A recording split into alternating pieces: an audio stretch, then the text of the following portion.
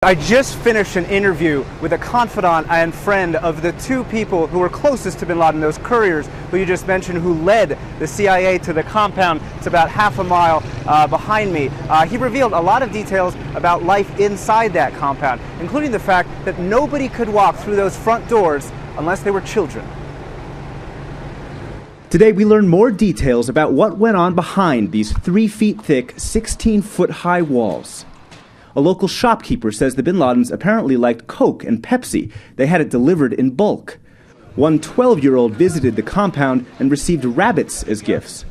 And a woman reportedly delivered polio vaccines, but when she started asking questions, guards told her to leave. Inside, we enhanced our exclusive video of what was likely bin Laden's bedroom and found medicine that anyone might have.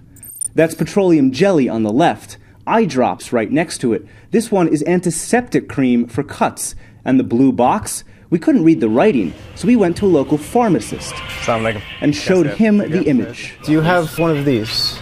Yes, we have. Okay. He pulled out the exact same blue box, And what is nasal this? spray. Inside, all those signs of children, the baby bed. Today we learned as many as 9 children, all Arabic speakers, lived here and all survived. They lived in complete isolation. Look at this video from the highest point in the area, the top of a nearby house.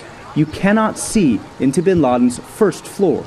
With these fields to my left, you really get a sense of how imposing this boundary wall is, which is much higher than any of the walls around it. These people around this neighborhood have an anecdote that whenever the children in this neighborhood were playing with balls and one of the balls went over one of these walls, it was never returned. There was a clear attempt by everybody inside to keep everybody else out.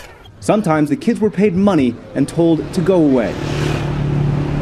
Now, more on my interview with that confidant to bin Laden's couriers. They were very private. They were actually brothers. They refused to talk about what they did for a living. And when they were asked why they built a compound with such high walls, they said, look, we're tribesmen. We're from the border of Afghanistan and Pakistan. We have enemies. We need to keep those people out. We need to keep those people from seeing inside.